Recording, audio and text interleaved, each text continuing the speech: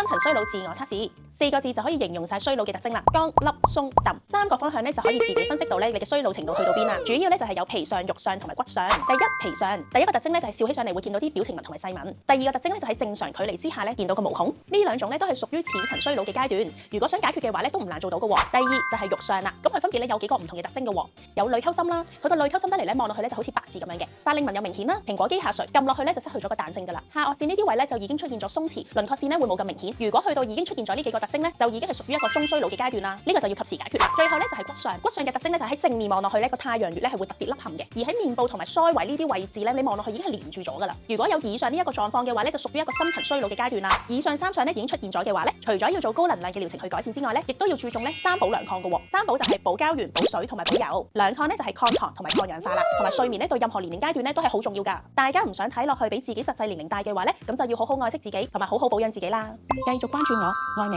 愛上 JC Beauty。